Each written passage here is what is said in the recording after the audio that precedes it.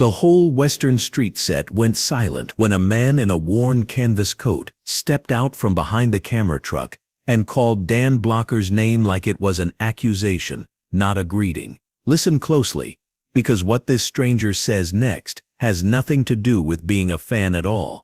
It has everything to do with a promise Dan made years ago to someone who never got to see him on television. The morning had been going well, too well maybe, the kind of smooth production day that made veterans nervous because something always went wrong eventually. The sun was bright but not punishing. The extras were hitting their marks with unusual precision, and the director had already called 3 scenes in the can before lunch.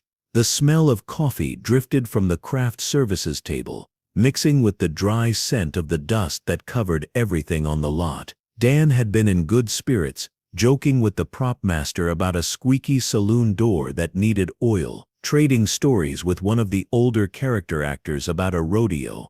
They had both worked back in Texas before. Either of them had found their way to Hollywood and the strange magic of making believe for a living. The Western Street set stretched out in both directions, a perfect illusion of a frontier town that had never existed. Wooden storefronts with hand-painted signs, hitching posts worn smooth by a decade of use, a water trough that the horses actually drank from between takes.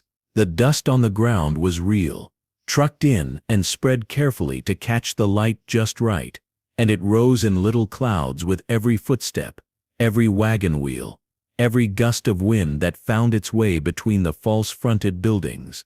Write in the comments, where are you listening to this story from, and what time is it right now? Because what happened in the next few minutes is the kind of story that never made it into the magazines or the television specials, but it is the kind of story that tells you who a man really was when the cameras caught something they were never meant to record. Dan was standing near the general store facade, waiting for the lighting crew to finish adjusting a reflector, when he heard his name. Not the way fans usually said it, breathless and excited. Not the way crew members said it, professional and familiar. This was different. This was a voice that carried weight, and beneath the weight was something that sounded almost like grief. He turned, and for a moment he did not recognize the man walking toward him. The canvas coat was faded to the color of old dust, patched at the elbows with mismatched fabric, hanging loose on a frame that had clearly been larger, once broader, stronger. The face beneath the battered hat was weathered and lined, aged by sun and wind and years, and something else that Dan could not immediately name. The hands that hung at the man's sides were calloused and scarred, the hands of someone who had worked hard labor for most of his life. But the eyes were familiar in a way that made Dan's chest tighten before his mind could catch up with what he was seeing. Harold? The name came out of Dan's mouth before he had decided to speak it.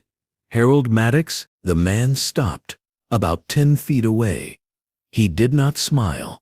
He did not extend his hand. He just stood there, in the dust of the Western Street, looking at Dan Blocker, like he was trying to reconcile the man in front of him with a memory that had been carrying weight for a very long time. "You remember," Harold said. It was not a question. Look at the way Dan's posture changed in that moment. The easy stance of a man comfortable in his skin, comfortable in his success, shifted into something more guarded. His shoulders drew back slightly. His hands, which had been loose at his sides, curled into half fists, and then deliberately uncurled again. He was bracing for something, and he did not yet know what it was. "Of course I remember," Dan said. His voice had dropped, quieter now, meant only for Harold, and not for the dozen crew members who had stopped what they were doing to watch this unexpected scene unfold. "How could I forget?" The production had 3 hours of shooting left before they would lose the light.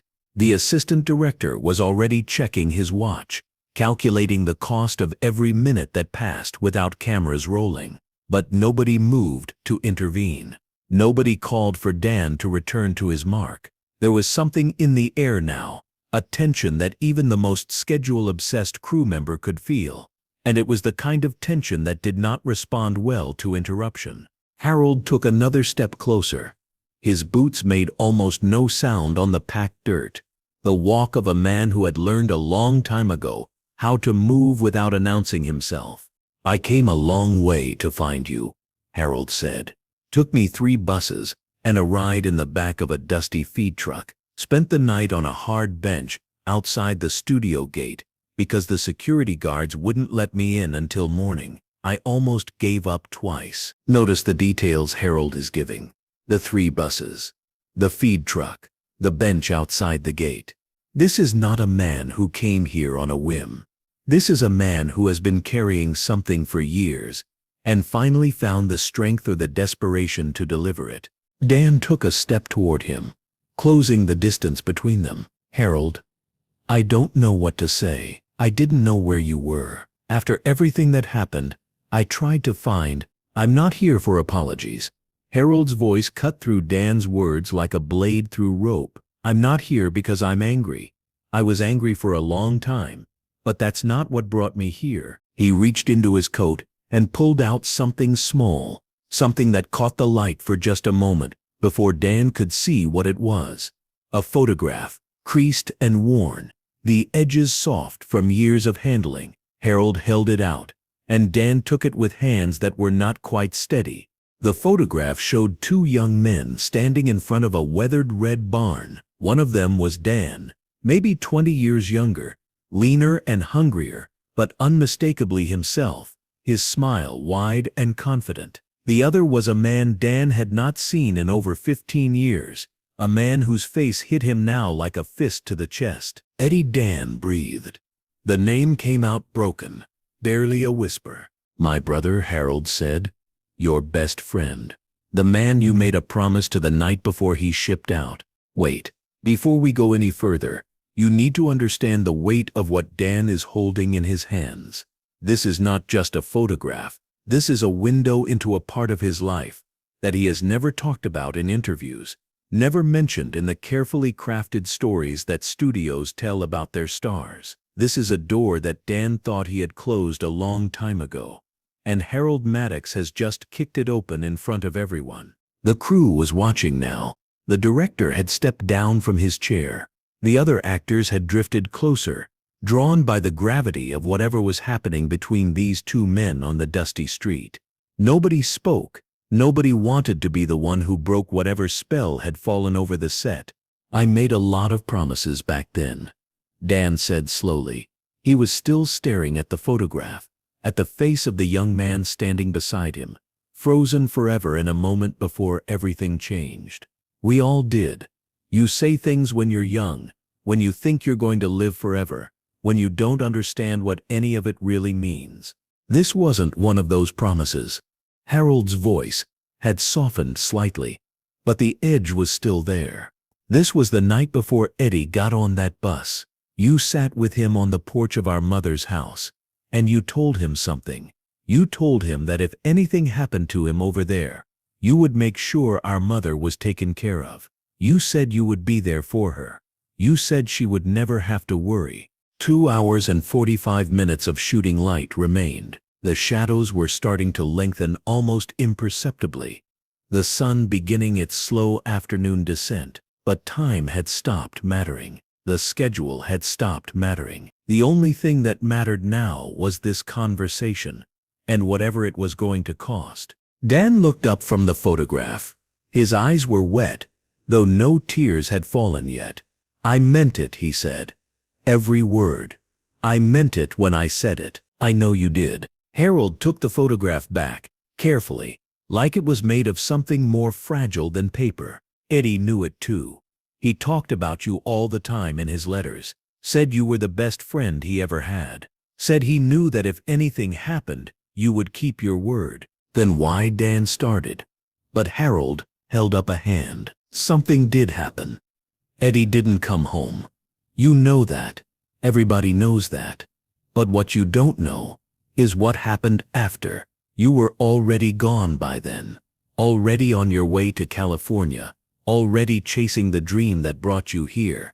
Harold gestured at the false fronts and the cameras and the crew standing in their frozen circle. "You left, and you never looked back.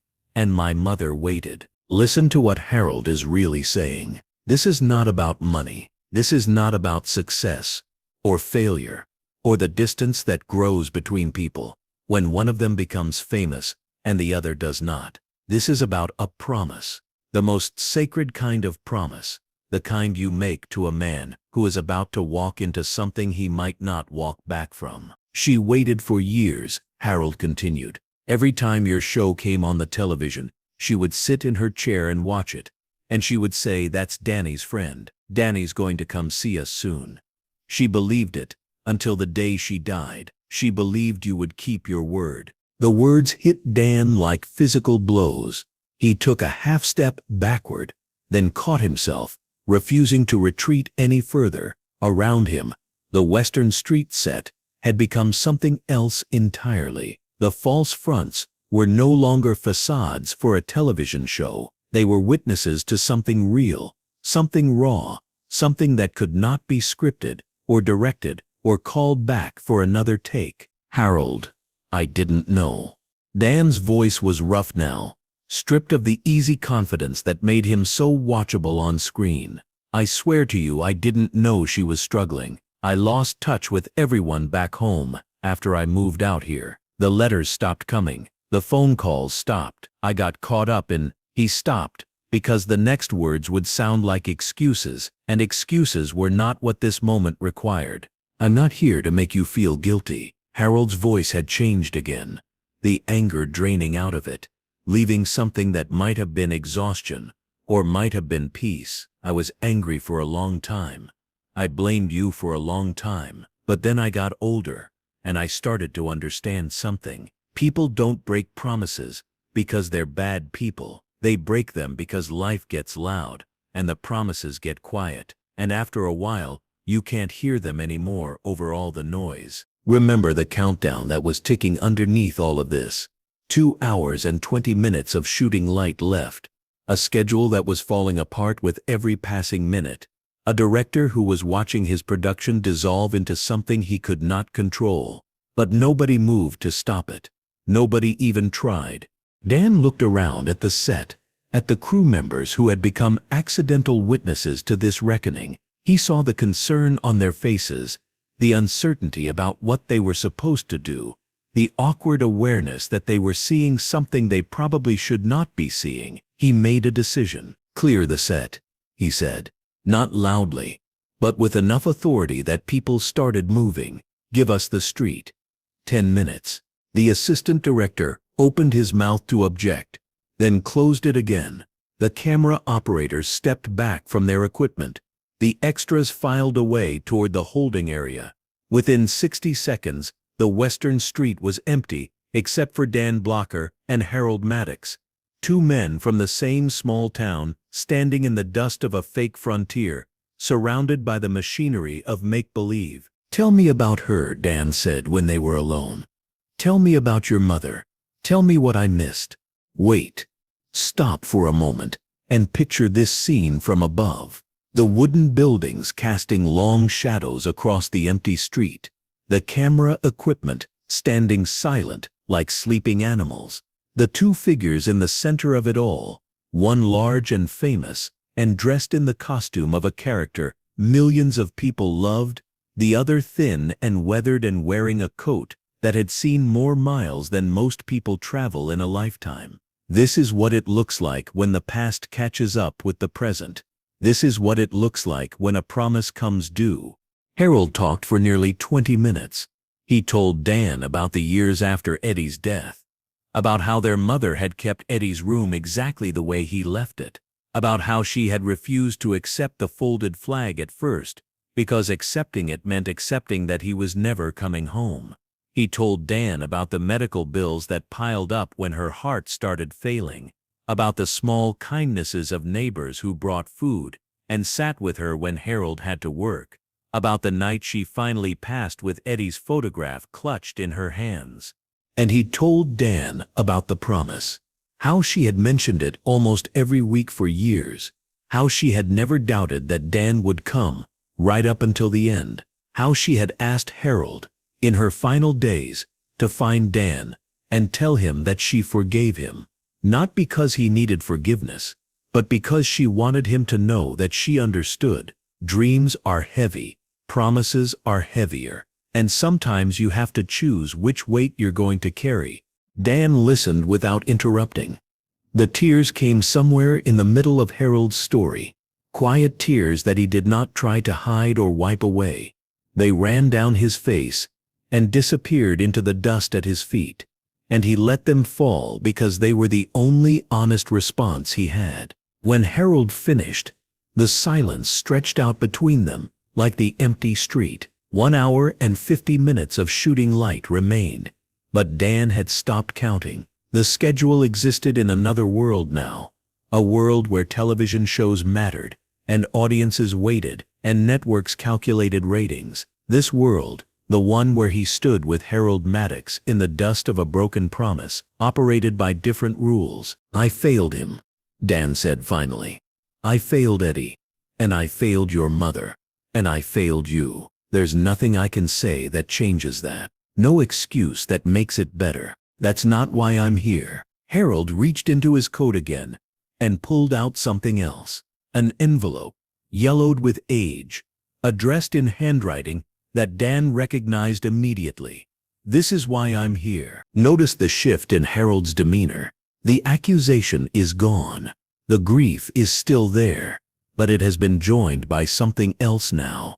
A sense of purpose, of completion, of a journey finally reaching its destination. "Eddie wrote this the night before he shipped out. Same night you made that promise. He gave it to me and told me not to open it unless something happened to him over there. He said, if he didn't come back, I should wait until the time was right and then give it to you." Dan took the envelope with trembling hands. His name was written on the front in Eddie's careful script, the handwriting of a man who had been taught by school teachers who believed penmanship mattered. "I've been carrying it for almost 20 years, Harold said, waiting for the right time. For a long time I thought the right time was never. I thought I would burn it and let the whole thing die with me. But then I saw you on television last month, doing that scene where you helped the little boy who lost his father. And something changed. I saw the way you looked at that kid, the way you put your hand on his shoulder, and I thought that's not acting. That's real. That's the Danny my brother used to talk about." The crew was starting to drift back toward the edges of the set, watching from a distance, aware that something had shifted, but not sure what it was. The director checked his watch again. 1 hour and 35 minutes of light. They could still salvage something from the day if they started shooting again soon. But Dan was not ready to shoot.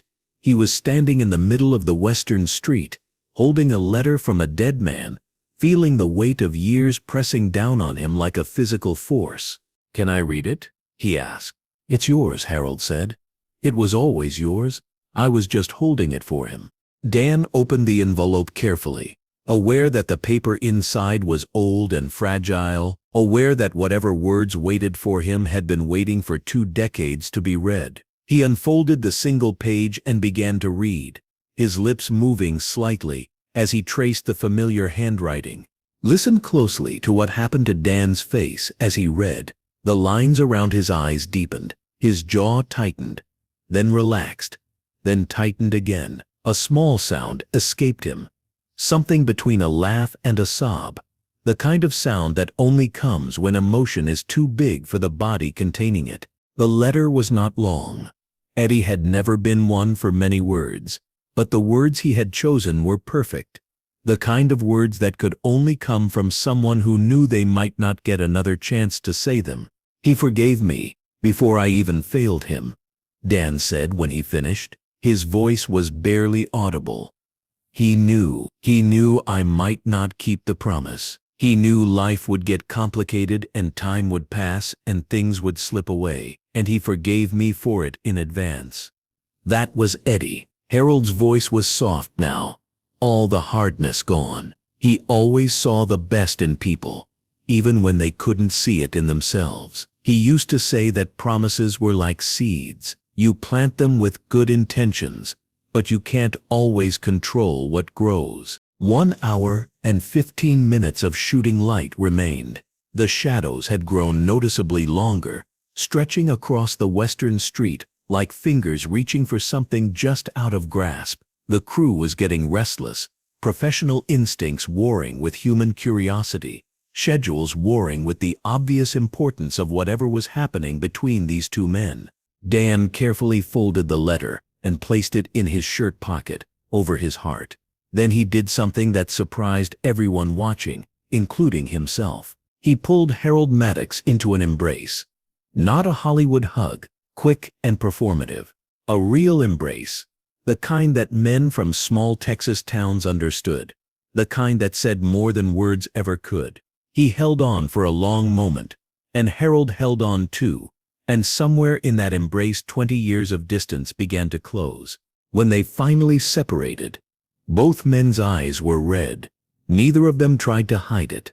"I can't fix what I broke," Dan said. "I can't go back and keep that promise the way I should have, but I can do something now. I can do something today.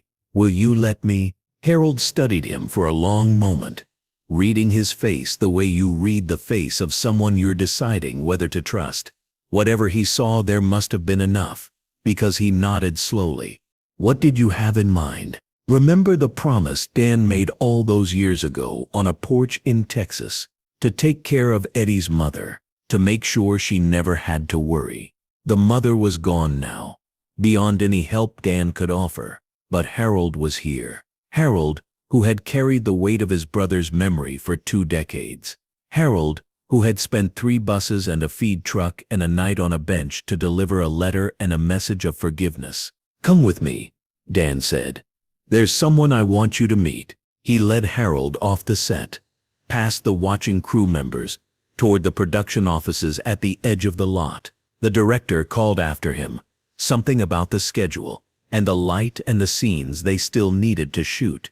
But Dan did not turn around. Some things were more important than television. 45 minutes later, Dan emerged from the production office with Harold beside him. The crew had given up on shooting for the day, the light having faded past the point of usability. But nobody had gone home. They were all still there, waiting, wanting to know how this story ended. Dan gathered them in the center of the western street, the same street where Harold had first called his name like an accusation. The same dust, the same false fronts. But everything felt different now. "This is Harold Maddox," Dan said, his voice carrying across the assembled crew. "His brother Eddie was my best friend, a long time ago, before any of this." He gestured at the set, the cameras, the whole apparatus of the life he had built. "I made a promise to Eddie that I didn't keep. I let time and distance and my own selfishness get in the way. That's on me. That's something I'll carry for the rest of my life." He paused, letting the words settle. "But Harold came a long way to give me a chance to make something right. Not the original promise that's gone, but something new, something that honors what Eddie believed about me, even when I didn't deserve it." The crew was silent, watching, feeling the weight of the moment without fully understanding its shape. "Harold's going to be working with us for a while," Dan continued. "Not as a favor, not as charity, as crew. He knows horses better than anyone I've ever met, and our wranglers could use another hand. He's got skills we need, and we've got a place he can use. That's a fair trade. That's how it should be." Notice the reaction on Harold's face. Surprise first, then understanding, then something that looked almost like pride. This was not what he had come here expecting. He had come to deliver a letter and a message, to close a chapter that had been open for too long. He had not come expecting to find a new chapter waiting to begin. "You don't have to do this," Harold said quietly. "For Dan's ears only." "I know," Dan replied. "That's why I want to." The sun had nearly set by the time the crew finally dispersed. The western street was empty again, the false fronts casting long shadows in the fading light, the dust settling back into stillness. Dan and Harold stood together near the general store facade, watching the day end. "Eddie would have liked this," Harold said. "Not the big gesture. He never cared about big gestures. But this," he gestured, At the quiet street, the two of them standing together, being here, talking, having the time to actually know each other again. "We've got time now," Dan said. "That's the thing about broken promises. You can't fix them, but you can make new ones, better ones, ones you actually keep." If you want to hear what happened on the night Dan Blocker got the phone call that changed everything and the choice he made that nobody saw coming, tell me in the comments, because this was not the only time a stranger walked onto his set carrying something heavy from the past. There were other days, other confrontations, other chances to prove that the man behind the character was worth knowing, and Dan met them all the same way. With honesty, with humility, with the understanding that fame is borrowed and character is owned. And when the lights go off and the cameras stop rolling, the only thing that matters is whether you can look at yourself in the mirror and recognize the person looking back. That was Dan Blocker, a man who broke promises and found ways to honor them anyway. A man who let the past catch up with him and did not run away. A man who understood that forgiveness is not something you earn. It is something you live up to, one day at a time, one choice at a time, for as long as you have left. The Western Street set is gone now. The buildings have been torn down and rebuilt a dozen times for different shows, different stories, different dreams. But somewhere, in a box in someone's attic, there is a photograph of two young men standing in front of a barn, and a letter written the night before one of them went away forever. And somewhere, in the memories of everyone who was there that day, there is the image of Dan Blocker embracing a stranger in the dust, holding on like he was trying to hold on to something that had slipped away a long time ago. That is the inheritance he left behind, not in fame or in fortune or things that fade, in moments, in choices, in the way he faced the ghosts of his own failures and found a way to make peace with them. And maybe that is enough. And maybe that is everything that truly matters in the very end of all things.